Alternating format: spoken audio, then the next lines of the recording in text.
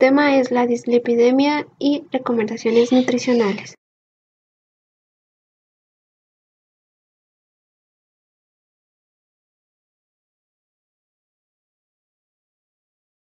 Los integrantes de este grupo son Luz Aragón y Dania Orozco y Mariana Jiménez. Antes de empezar a hablar de recomendaciones nutricionales, debemos de saber que la dislipidemia es un conjunto de enfermedades asintomáticas causadas por concentraciones anormales de lipoproteínas sanguíneas. En otras palabras, es decir, que la dislipidemia es el aumento de lípidos en el torrente sanguíneo. Esta al principio no causa síntomas, pero conforme se va volviendo más severa es cuando se van dando las molestias. Hay 4 lipoproteínas principales en la sangre. De acuerdo a la densidad, se diferencian los kilomicrones, que son los que transportan los triglicéridos, los cuales los triglicéridos son los que tienen 3 moléculas de ácidos grasos. Entonces, los kilomicrones son los que transportan los triglicéridos a tejidos vitales, como por ejemplo el corazón, el músculo esquelético y el tejido adiposo. Esta es la lipoproteína de muy baja densidad, por eso se le llama la VLDL. Luego siguen las lipoproteínas de densidad intermedia, conocidas como la IDL, por sus siglas en inglés. Es un complejo lipoproteico con una densidad entre la de la lipoproteína de muy baja densidad y las lipoproteínas de densidad baja. Luego está la LDL, como sus siglas en inglés se les conoce como la lipoproteína de baja densidad. En ocasiones se le llama colesterol malo, porque un nivel alto de LDL lleva a una acumulación de colesteroles en la arteria.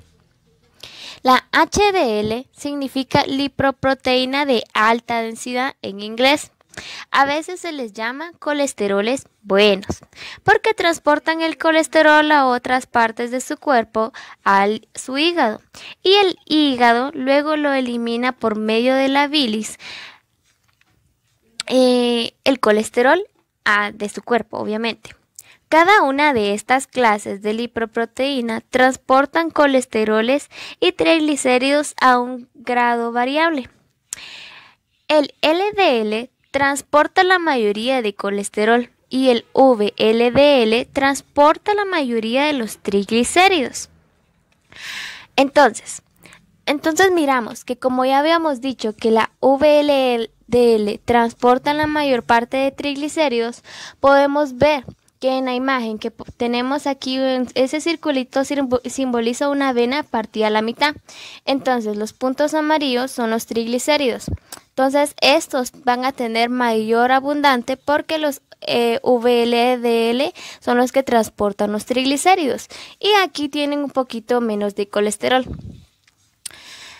Entonces, la LDL, que son los colesteroles malos, son los que transportan la mayoría de los colesteroles. Por esta razón aquí miramos más puntos rojos, que los puntos rojos simbolizan los colesteroles.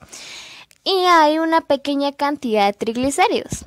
Y la HDL, que son los colesteroles buenos, podemos ver de que aún tienen colesteroles y triglicéridos, pero es una cantidad muy mínima.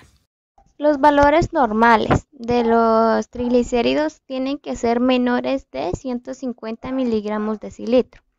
Los de los colesteroles totales menores a 200 miligramos de decilitro. Los colesteroles malos, que son los LDL, son menores de 100 a 130 miligramos de decilitro, y los colesteroles de HDL, lo que quiere decir que son los colesteroles buenos, son mayores de 40 miligramos de partido decilitro.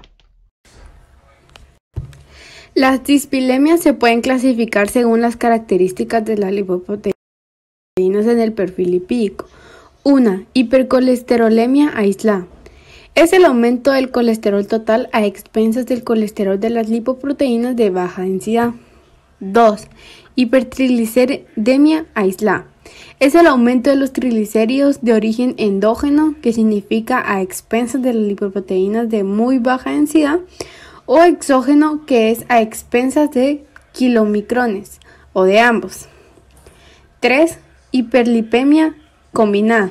Es el aumento del colesterol a expensas del LDL y de los triglicéridos VLDL. 4. Hipoalfa-lipoproteinemia. Es la disminución del colesterol de las lipoproteínas de alta densidad. Clasificación según etiología. Primarias. Son las dispilemias por causa genética. Pueden ser por mutaciones en uno o más genes que intervienen en la síntesis y metabolismo de las lipoproteínas. Estas se caracterizan por tener agregación familiar, asociarse a valores lipídicos y de lipoproteínas considerablemente alterados con respecto a los valores de referencia. En ocasiones puede presentar manifestaciones clínicas características, consecuencias del depósito de lípidos de zonas atípicas. Y la otra clasificación son las secundarias. Estas se derivan de los malos hábitos incorporados por el paciente, como por ejemplo el consumir comida chatarra, el ser una persona sedentaria y el consumir tabaco y alcoholes tienden a tener estas enfermedades, como por ejemplo, miramos que en el cuadro de la parte superior dice CT, esto significa colesteroles totales, la TG, que significa triglicéridos, CHDL, colesteroles lipoproteínas de alta densidad. Entonces podemos ver que las dietas con exceso de grasas saturadas y colesterol, ácidos grasos trans, hidratos de carbono y alcohol, o sea, las personas alcohólicas, tienden a tener los colesteroles totales y los triglicéridos muy altos, al igual que las personas de sobrepeso, solo que esto lo que se les diferencia es de que tienen los colesteroles lipoproteínas de alta densidad un poquito bajas, sin embargo aún las tienen un poquito elevadas. Las personas con sedentarismo bien pueden, aquí podemos ver de que se diferencian de que estas personas bien pueden tener una comida, una ingesta saludable, pero no hacen ejercicio. Entonces las personas que no hacen ejercicio tienden a tener los triglicéridos muy elevados. Y también las personas que fuman tienen los triglicéridos altos y la CDL muy baja. Otras patologías podemos ver como las primeras tres, que son 3 enfermedades causadas por glándulas, ¿verdad? Como por ejemplo la diabetes mellitus, que es por la glándula del páncreas, el hipotiroidismo, que es por la tiroides, obviamente, y las hepáticas, que son por el hígado. Bueno, estas 3 enfermedades, además de que los pacientes tengan estas enfermedades, valga la redundancia, tienden a tener muchos factores de riesgo, por los cuales se les piden que se hagan sus laboratorios químicos para mostrar qué lípidos tienen malos, ¿verdad? Entonces podemos ver de que aquí en la tabla, estos primeros 3 tienen los colesteroles totales altos, al igual que los triglicéridos. Sin embargo, podemos ver como las enfermedades renales o la lipodistrofia, estos tienen los colesteroles totales altos y los triglicéridos, pero tienen la lipoproteína buena, las tienen bajas.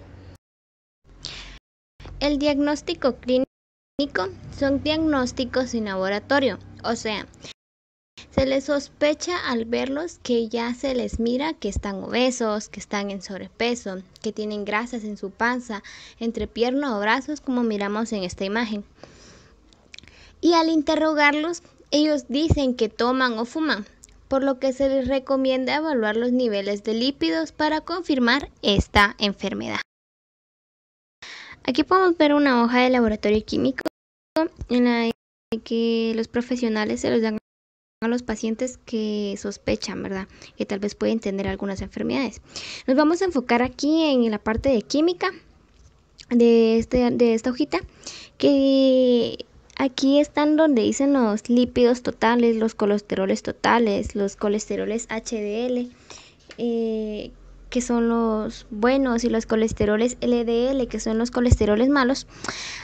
Podemos ver de que aquí, a la hora de comprobar estos laboratorios y los resultados, nos vamos a confirmar si el paciente va a tener alguna enfermedad.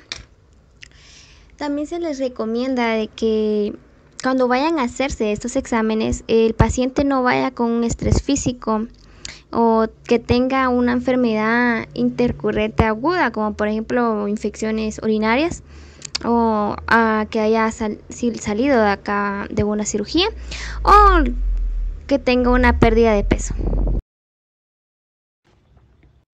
Según la American Heart Association, nos recomienda para un mejor manejo nutricional para la dispilemia, reducir la ingesta de grasa saturada menos el 7% del total de calorías, 25 a 35% de las calorías provenientes de grasa, consumir menos de 200 miligramos al día de colesterol, limitar o eliminar el consumo de grasa trans, controlar y disminuir el peso aumentando el consumo de fibra soluble, agregar margarinas fortificadas con fitoesteroides, disminuir el consumo de bebidas alcohólicas y considerar el consumo de omega 3, incrementando también la actividad física. El Servicio de Endocrinología y Nutrición recomienda utilizar aceites de oliva extra virgen tanto para cocinar como en ensaladas, máximo 2 cucharadas al día, aproximadamente 20 mililitros. Evitar reutilizar los aceites. Asegurar 3 frutas al día como mínimo y 2 lácteos desnatados al día. Utilizar técnicas culinarias que no aportan demasiada grasa. Estas podrían ser a la plancha, asado, horno, vapor. Evitar las frituras, empanadas o rebozados. Emplear condimentos habituales para cocinar, como la pimienta, el pimentón, azafrán, vinagre, limón y especias. Controlar la cantidad de sal para cocinar, menos de 3 gramos al día, una cucharadita de té. En el caso de consumir conservas de pescados para ensalada o similar, preferir las naturales. La Guía de Práctica Clínica, Diagnóstico y Tratamiento de la Dislipidemia recomienda un cambio de estilo de vida, ya que este es fundamental como estrategia para la prevención primaria y secundaria. Se debe reducir la ingesta calórica de 300 a 500 calorías al día y aumentar el gasto energético con un ejercicio de intensidad moderada. En las personas con sobrepeso y obesidad, también se recomienda la ingesta de sal. Esta no debe de exceder los 5 gramos al día. La ingesta de azúcar, que no debe exceder el 10% de la ingesta calórica total. Y la inclusión de fibra saludable en la dieta no debe de ser mayor a 30 gramos al día. Estas son las referencias bibliográficas que utilizamos para realizar esta presentación. Como podemos ver, acá están los resultados de la actividad que realizamos en Kahoot, y estos son los resultados. El tercer lugar lo tuvo Luz Aragón, el segundo lugar lo tuvo Vanessa Luna y el primer lugar lo tuvo Mariana Jiménez.